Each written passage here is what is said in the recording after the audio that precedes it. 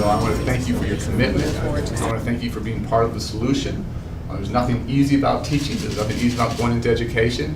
It is hard, it is complex, it is difficult, but nothing is more important, nothing is more meaningful. And if you're serious about having an impact on kids' lives and bettering the community, I honestly think there's no better place to do that than in the classroom. So I look forward to hearing your ideas. Thank you for having me, and again, thanks for what you're doing to help set our country on the right course and help lead us where we need to go. Thank you so much. Asking questions of the secretary, and I'll start here on my left with Lillian Harris. Good morning. I know many individuals personally who consider teaching as a career but chose other fields for many reasons. They chose accounting, management, even engineering, because teaching is sort of a less attractive career. What are the major priorities to make the career more attractive, and what will this look like really on the ground level? So there's a number of things we have to do, and there isn't one sort of short or simple answer. First of all, I worry not just about attracting great talent into teaching, I worry about retaining that great talent. And we lose a lot of fantastic teachers early on, people who come in with all the right intentions and motivations, but don't feel supported, don't get the help they need, and get burnt out. So let me start with how we do a better job of supporting and mentoring our great young teachers in those first couple years. And teaching takes years and years to master. No one comes in, having these skills perfected. Making sure we have better career ladders, making sure great rookie and young teachers have access to master and mentor teachers. The outflow of great talent, that's one piece of the equation. So start there. Secondly, I've been very public in this, and this is, again, no one goes into education to make $1 million. Teachers are very altruistic, but you shouldn't take a vow of poverty either to teach.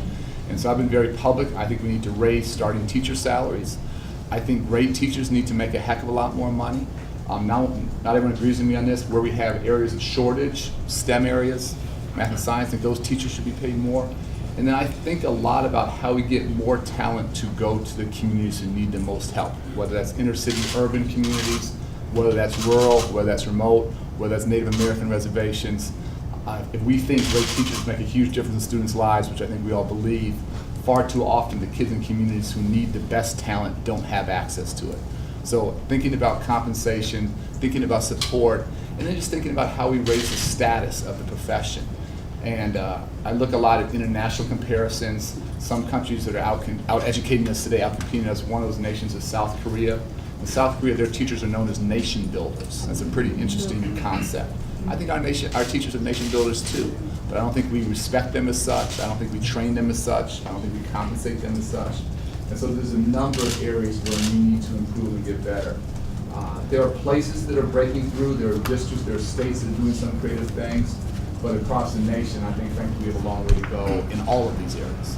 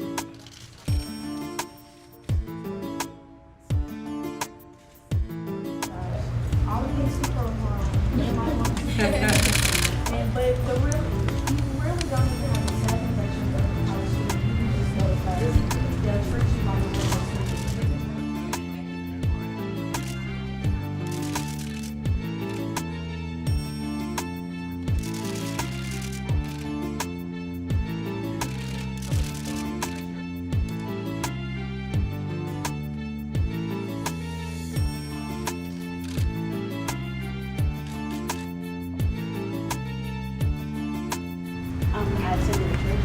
So I spent the weekend with them at their apartment, and I just walked around campus. I've been to Spelman probably like 7 times now, and they've always encouraged me to come, but like, I'm so stubborn. I know the school I want to go to, but I'm not totally just taking it out. So it's a really great school, and I love the campus and everything. I'm not just gonna kick it out the door. We have one of your classmates that is going to come up here and speak to you guys. I want y'all to show her a lot of love. She's back there looking for your energy. I want you to make her smile when she hits this stage. Please welcome Bulldogs, Taja Riggins.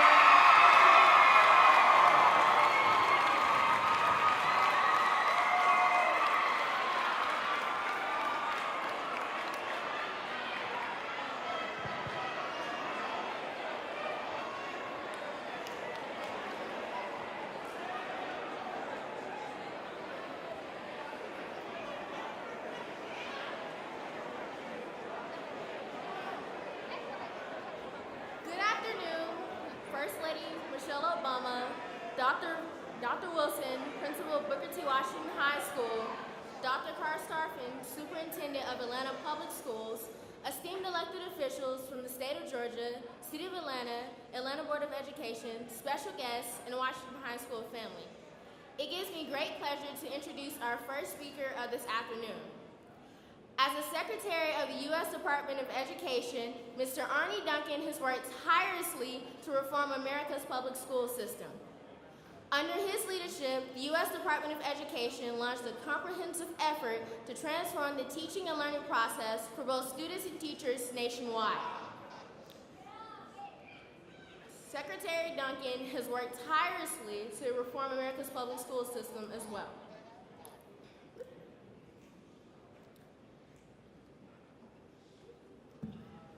One of Secretary Duncan's greatest initiatives has been the development and implementation of the Race to the Top program, which has benefited many of our nation's schools, including some right here in the Atlanta public school system. As a student who has worked hard to achieve a 90.6 grade point average, I can certainly appreciate Secretary Duncan's efforts to improve education. Efforts that soon began after graduating magna cum laude from Harvard University.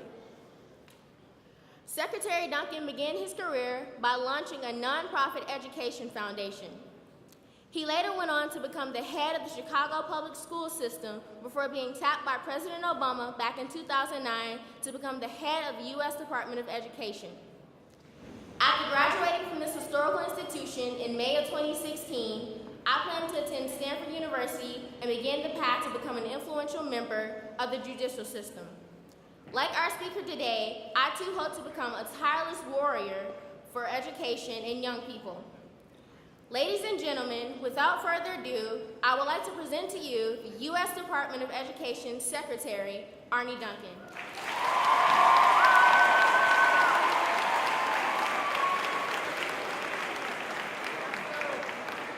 Please give another round of applause for Taja.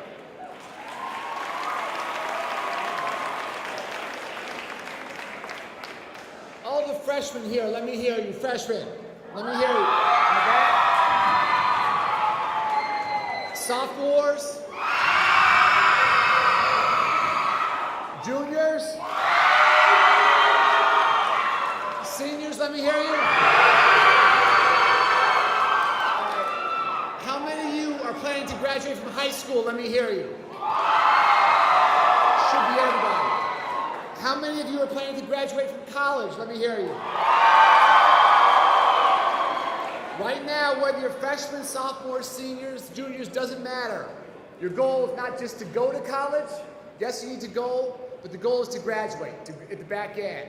And you figure out what you want to do, 2-year universities, 4-year universities, trade, technical, vocational training, whatever it might be, but some form of education beyond high school has to be your dream. And you have to figure out in life what you would do if you never got paid a nickel, but what your passion is. I've always loved basketball, I've always loved education, and those are the only 2 jobs I've ever had. And there have been times that I've made a lot of money, there's been times I've made very little money, but it didn't matter, quite frankly, because I was always happy. And every one of you has a genius, every one of you has an interest or a passion. And the more you can start to understand what those things are and then follow that path, you'll do well. Please give a round of applause to all of your teachers, your principal, your administrators for all of their hard work.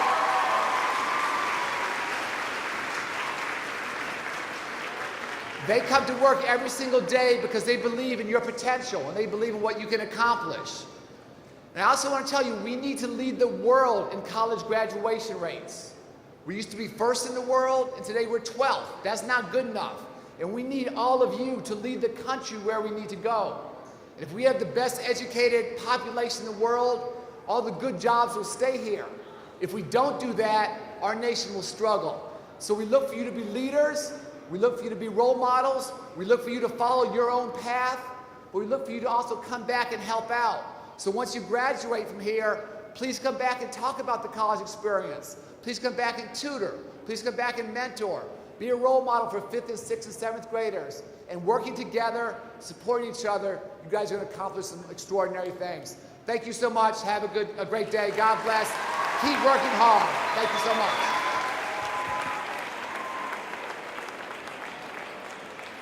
Ladies and gentlemen, to introduce the First Lady of the United States, please welcome Alexandria Jones.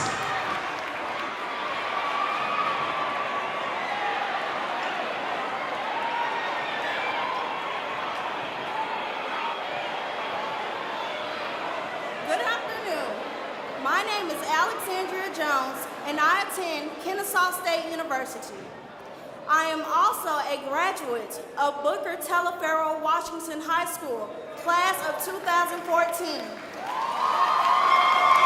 When I entered Washington High School as a freshman in 2010, I never imagined that I would not only graduate with honors, but I would also have 21 credits when I entered Kennesaw State University.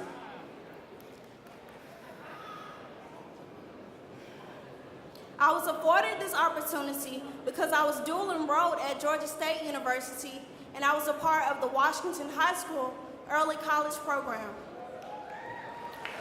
Although many of my peers chose to only obtain a high school diploma, I am inspired by my family, faculty and staff, counselor, and women like First Lady Michelle Obama to go beyond. Even though at times I struggled academically during my early years, I eventually persevered and eventually achieved academic success. These triumphs provided me with the tenacity and inspiration to attend college. Mrs. Obama faced challenges in the course of her quest to graduate from Princeton University as well as Harvard Law School, and also during the pursuit of what she calls her true calling of working with people. I firmly believe, as Mrs. Obama, that education is the key to success, and young people should take charge of their futures and complete an education beyond high school. The First Lady's Reach Higher initiative is an effort to inspire every student in America to take charge of their future. This initiative encourages students to complete their education past high school, whether at a professional training program, a community college, or a four-year college or university. I would like to serve as an example of the First Lady's initiative to demonstrate that students in my generation should pursue post-secondary options after high school. Now, it is my pleasure to introduce someone who wants to make these educational dreams come true for youth all over the country. Our First Lady, Mrs. Michelle Obama.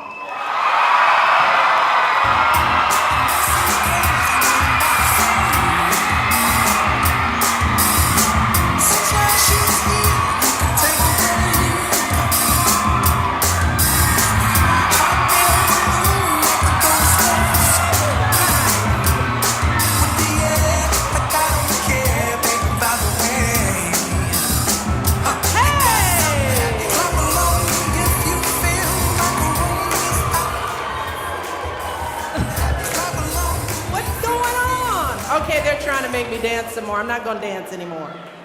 I can only dance because my children aren't here. When I dance with them, I'm embarrassing to them. How are you guys doing? Oh my goodness, I am so thrilled to be here in Atlanta with all of you. Let's go Bulldogs! You guys feeling good? I am too. I want to start by thanking a few people first. I want to start by thanking Alexandria for that very wonderful introduction. She did a good job, didn't she? And your classmate Tauja as well for her remarks. She introduced Secretary Duncan. She did a great job. And we've got Sway Calloway here from MTV. He's backstage.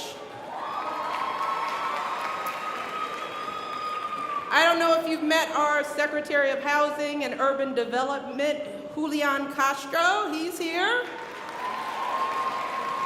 And your First Lady of Georgia is here, Mrs. Sandra Deal, who has been doing some phenomenal work in education.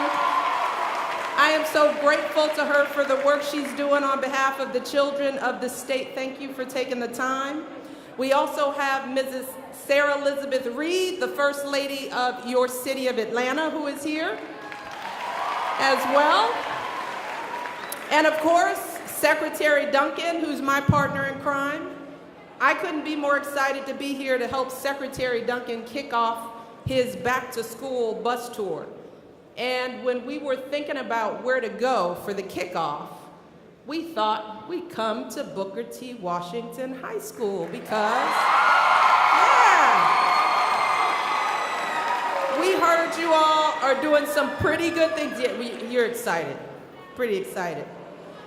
But we heard you all are doing some great things here for all the students. And I also heard you all could make a little noise too, so that helps. Now, I know you all have been back at school for a few weeks now, right? And you're settling into the routine, right?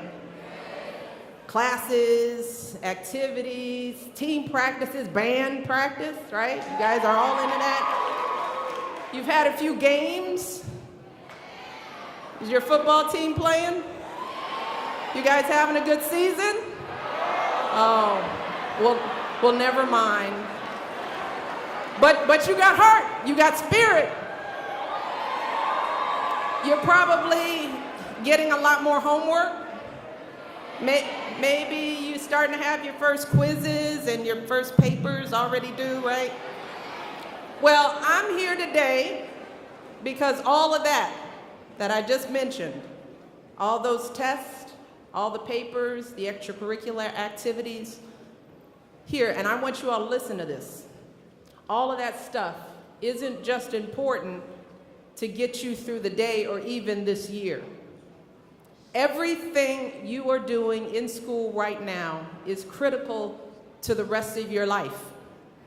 And that's why I'm here, because I want you all to succeed, and I want you to understand how do people like me go from being kids like you to standing here as First Lady of the United States. That's my message to all of you and to all the students across the country who may be watching this today, that your time in school is extremely important. And what you do here each and every day will set you up to achieve so many of the dreams that I know you have for yourselves in the years ahead. You have to understand that completing high school is not the end, but the beginning of your life's journey. It's just the beginning. In today's world, in order to compete in an ever-globalizing economy, you've got to continue your education after you graduate from high school. And fortunately, there are many paths that you can take, whether that's a professional training program, a 4-year school like Georgia State or Emory or Clark Atlanta, or a community college like Atlanta Metro State College. But no matter where you go, the important thing is that you go somewhere. Because no matter who you are or where you come from, higher education is absolutely the best way you can take charge of your future. And there's a lot you need to be doing right now to prepare yourself for those next steps. And that's why this isn't just an ordinary pep rally. This is why we're calling this a prep rally. You get it? It's a prep rally. Because if you want to succeed in the years ahead, you've got to know how to prepare yourself today. And you've got to know how to rally when you get knocked down along the way, because it's going to happen. And that's what we're going to talk about. So first, the prep part. And one of the reasons why we're here at Washington High is because you all already have a great head start. You have got teachers and counselors who are doing everything they can to help you get to college. Your school offers classes that give you college credit, and you've got access to special programs that'll prepare you for careers in health sciences, business, finance. So the first thing that you can do to prepare yourself for the future is to take advantage of all the resources that are right here for you. And to do that, you have to show up to school every day. Yeah, attendance matters. You are not going to learn or get the support that you need if you're not here. And then once you're here, you have to completely commit to learning all that you can. In other words, when you're here, you have to challenge yourself. You can't be hanging out. You can't just coast through. You can't just take the easy classes. You got to stretch yourself. Because here's the thing, studies show that when you're working hard and stretching yourself, when you're struggling to solve a problem or read a book or write an essay, you are actually making new connections in your brain. Brain is just like a muscle, it needs exercise. And remember, I want you all to remember, nobody's born smart. You become smart by thinking hard and challenging yourself. And that's how you're going to prepare your brain, not just for college, but for the rest of the challenges that you're going to face in life. And that doesn't happen right away. It takes time. It takes effort. It takes planning. And let me tell you, it takes a whole lot of courage. And I know this from my own experience. I grew up on the south side of Chicago. Neither of my parents went to college, but I set a goal for myself. I wanted to go to Princeton University. So I sketched out a plan to get there, which classes I needed to take, when I needed to take my SATs, when I needed to apply for financial aid. And I worked incredibly hard to execute that plan.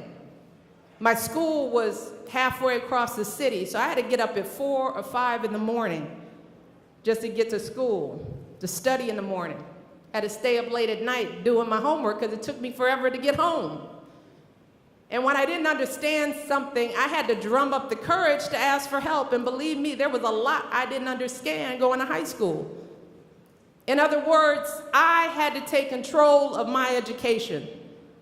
I had to set my own course for my future. And here's the thing that I do know, which is why I am here and I'm not at anywhere else in this country.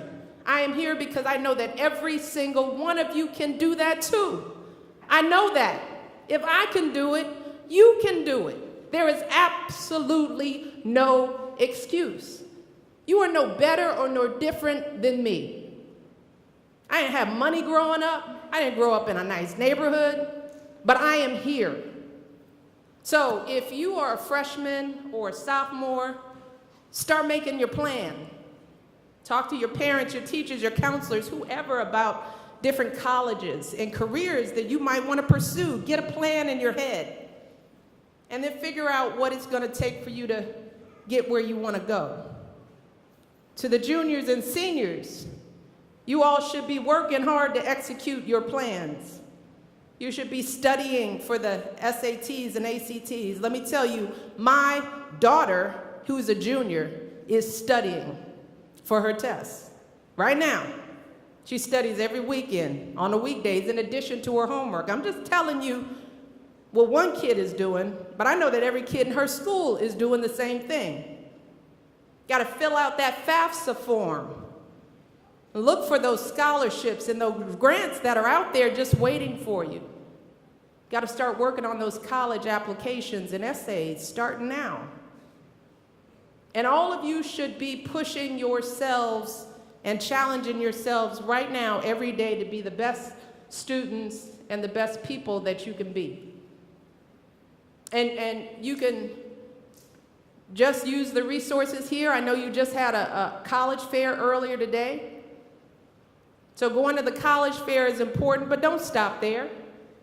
If you can, go visit some of those schools. I was just talking to some of the kids who were with me at the college fair. It's so important for you, if you get an opportunity, to spend some time on a college campus. I didn't do that. I didn't have the money, but you all live near so many colleges, there's no reason for you not to spend a weekend or a week seeing what it's like being on a college campus, getting that vision of what it means to be in college, getting excited about it. And ask questions. Ask them about the cost and the kinds of financial aid that are available to you. You've got to figure this stuff out. And the internet is an incredibly useful resource. You can find all sorts of information online at websites like studentaid.gov. We'll make sure your counselors have that information. khanacademy.org. If you haven't heard of Khan Academy, it is a free online educational resource, and they've created this new platform to help young people like many of you prepare for college. They've got all sorts of videos, checklists to help you plan your high school classes and activities, to search for schools that fit your needs, to fill out your college scholarships and applications. So thanks to websites like these, it's easier than ever before to take the steps to prepare yourself for the future. But here's the thing. Even if you're working hard and doing everything right, there will still be times when things don't go according to plan. That ever happen to y'all? Stuff doesn't work out. Maybe something goes wrong in your family or with one of your friends. Maybe you don't do as well as you wanted on the SATs or the ACTs. Maybe you fall behind in classes. And when things like that happen, it's easy to get down on yourself. It's tempting to just give up. But trust me, that's just not the answer. And that's what the second part of this prep rally is about. It's about rallying when things go wrong. She's okay. It's okay. That happens to a lot of people who have to stand up for a long time. We need one of our medics here. We've got a young girl who fainted.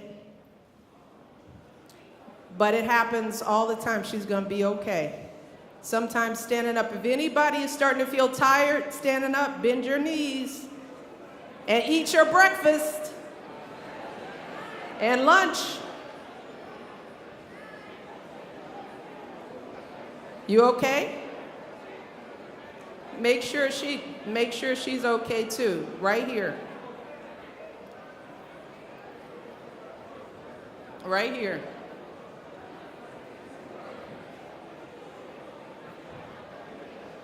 Everybody else feeling okay? Are y'all still fired up and ready to go? Are you listening to me? Do you hear what I'm telling you? Because I'm giving you some insights that a lot of rich kids all over the country, they know this stuff, and I want you to know it too. Because you have got to go and get your education. You've got to. And there are going to be plenty of times, you guys. Have you dealt with situations where you just feel like you want to give up? Like it's just too hard? Like everything is going wrong? You don't have the support you need? That every time you try, you get something right, something else happens, right? Do you think that's never happened to me? You think somebody like me has never had any problems? Well, let me tell you, I still remember how one of my high school counselors told me that I shouldn't apply to Princeton. They told me I would never make it there, that I was setting my sights too high. Can you believe that? She told me, don't bother. But let me tell you something, that stuck with me. It made me a little uncertain. It did, it threw me off a little bit, but let me tell you, it made me mad too. But I didn't let those emotions get the best of me. Instead, I focused on getting good grades. I focused on signing up for activities, lining up my recommendations from teachers and mentors, and in the end, I ended up showing that counselor just how wrong she was, because look at where I am right now.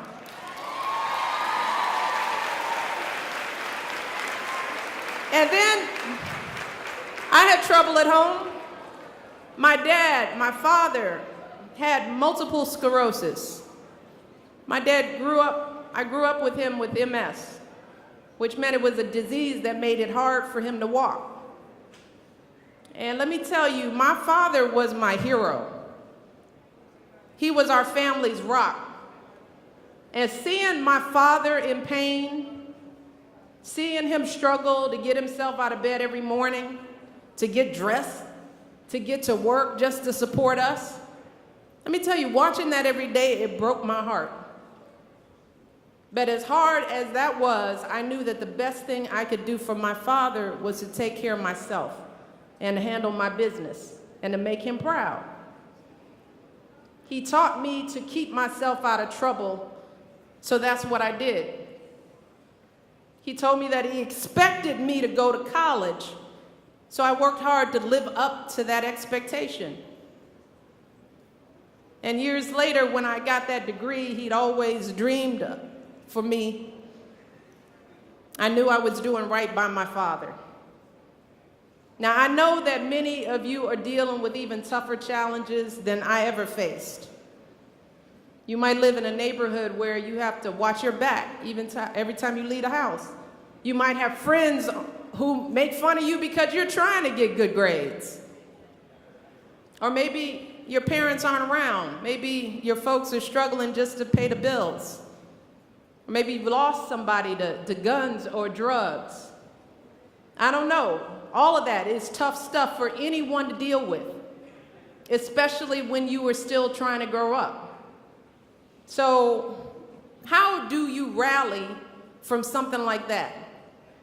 How do you pick yourself up when you feel like somebody keeps knocking you down over and over and over again?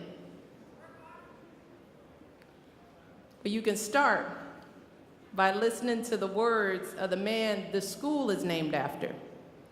Booker T. Washington once said, he said, "Success is to be measured not so much by the position that one has reached in life as by the obstacles which he has overcome while trying to succeed." In other words, you have got to have something called grit. Have you all ever heard of grit? It's a kind of fierce determination that means you won't stop at anything. You won't let anything get in your way until you reach your goal. That's grit. And let me tell you something. Here is the secret to what you all have that a lot of other kids don't. A lot of you already have that kind of grit because all the challenges you're facing right now at home, in your neighborhood, those experiences are making you tougher. They're making you stronger. Those are advantages. They're not disadvantages. And now that you got to just learn how to use that grit to help you get to and through college. It's the same determination. You already have it. So if there is anybody telling you that you're not college material, anyone, I want you to brush them off, prove them wrong. If you're having trouble with math or struggling to write a paper, don't get discouraged. Work harder. Work harder. And most importantly, don't be afraid to ask for help. You know, our kids, we don't ask for help because we think it's weak. We're scared to ask for help. But I want y'all to ask for help. Ask your teachers, your counselors, your coaches, your friends. I don't care who it is. But here's the thing about asking for help. You can't do it just one time. You got to keep asking again and again and again until you get what you need. You keep asking. Do you understand me? You don't take no for an answer. You keep going back in. That's how you rally back from adversity. And if you ever begin to feel like you can't make it, I want you to think about the story of a young man who walked these same halls 70 years ago. You all better know who I'm talking about. Dr. Martin Luther King Jr. rode a bus across town every day to get to this very school. This is your legacy. This was back during the days of Jim Crow. So even when there weren't any white folks on the bus, he still had to stand in the aisle at the back, looking out over empty seats in the front. As Dr. King later wrote, he said, every time I got on that bus, he said, I left my mind on that front row. And he said, I said to myself, one of these days, I'm going to put my body up there where my mind is. And so Dr. King studied hard while he was here at this school. Then he reached higher and went on to college at Morehouse. And then went on to graduate school.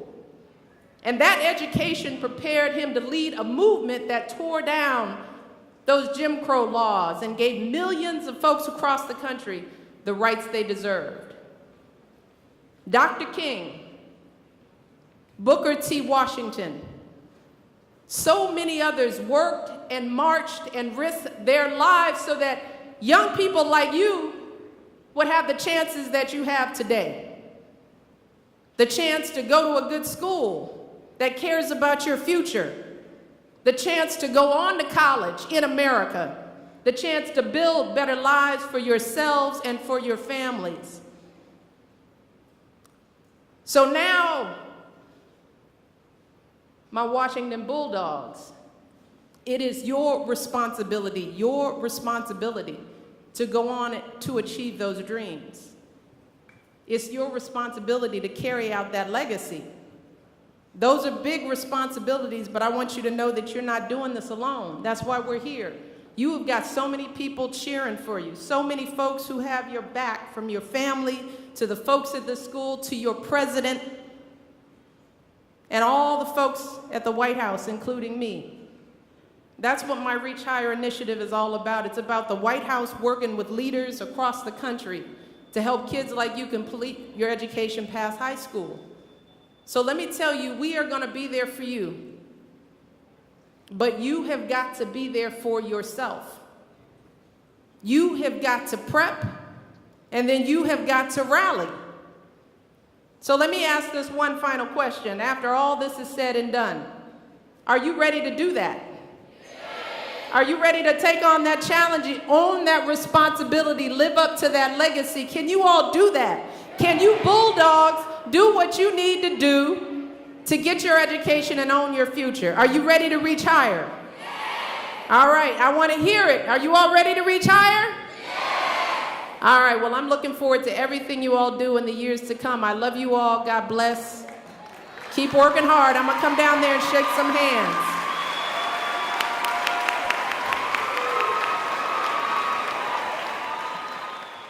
The high school doesn't have a true college preparatory curriculum, that young person is going to struggle. And so it is critically important, just talking to a lot of the students after the First Lady's speech, how motivated they were, how excited they were. And I honestly believe these kids are going to help lead the country where we need to go. Does this transcend politics? I see you with First Lady Sandra Deal here. Oh, I could care less about politics. These are all my buddies. And I don't want to get them in trouble by saying that, but I'm not political at all. I could care less. I worry a lot about high school dropout rates. I worry a lot about 3- and 4-year-olds who don't have access to early childhood education. And hopefully you've seen it from day one, work in an absolutely nonpartisan, non-political way. I could, again, have zero interest in politics. I have a lot of interest in young kids being successful. And I think the First Lady, the state suit, we share that passion. How important is this bus tour and how's it going? Well, we just started, so it's a great start. But I was at Spelman earlier today. Met with some fantastic students there, many future educators. We're going on to see a program after this where young people have struggled. We've had a hard time with some great partnerships with industry, and then we're on to Tennessee and to Alabama. So it's the way I learn. I don't learn by sitting behind my desk in Washington. I learn by getting out and talking to real kids and real families, and so it's a fantastic opportunity. What are we doing with special education? And why you expect us to get there in 5 years? So again, this is where I think, again, putting politics to the side. Right now as a nation, we are 12th in the world in college graduation rates. I don't think any of us can be proud of that or be satisfied by that. One generation ago, we were first in the world in college graduation rates. And it's interesting, it's not that we've dropped, we've stagnated, we've flatlined. And other countries have passed us by. They have out-educated us. And if we want to keep high-wage, high-skilled jobs, whether it's in Atlanta or in Georgia or in the United States, we need to have the best educated workforce in the world. So it's incumbent upon all of us to help all of our nation's young people, again, yes, graduate from high school, that's the starting point of their education journey, in some form of higher ed. 4-year universities, 2-year community college, trade, technical, vocational training. There's no right or wrong choice there, but there has to be some form of education beyond high school. That has to become the norm for young people. And if we do that, we'll keep good jobs here and we'll have a thriving middle class. If we don't do that, we'll have the haves and the have-nots. And those good jobs, those high-wage jobs, will go to India and China and Singapore and South Korea. So we're fighting to give young people an opportunity. We're fighting to strengthen families. We're fighting to have a strong economic base in this nation. So again, put all the politics, all the silliness aside. Let's work together to help our kids be successful. What are we doing with special education? Anything in particular? We're actually doing a lot there, and one of the things Michael Uden, who runs that office, does a fantastic job, is trying to move to what's called results-driven accountability, and trying to put another $100 million behind that. So greater investment, but not just in status quo. This can't be about just compliance and filling out forms. It's got to be our graduation rates going up, our dropout rates going down, our more young people with disabilities going on to some form of higher education. And so we're really trying to challenge the status quo in a pretty significant way there. Excellent. Thank you. Reach Higher is a message, a powerful message. Are there resources behind it? Or is it more than a... Well, to be very clear, and I should have said that in there, we at the federal level put out $150 billion in grants and loans each year. And that's obviously thanks to all of you. That's all the taxpayers helping out there. And so what we're trying to tell young people is we don't care how much money your family has or doesn't have or what's going on in your community. If you work hard, if you challenge yourself, if you have good grades, you're going to have a chance to go. We've also done things to reduce loan repayments. We're doing things to add greater transparency. And we're really trying to focus on early exposure. So whether it's counseling, whether it's early college opportunities, we talked to a number of young people here who have taken a semester, almost a full year of college credits while they're enrolled right here at Booker T. Washington. And when young people have that exposure, that's huge. So not one thing, but many things. But again, trying to help young people understand what's at stake, but also what the possibilities are, what the potential is. Kiana, did you have a question?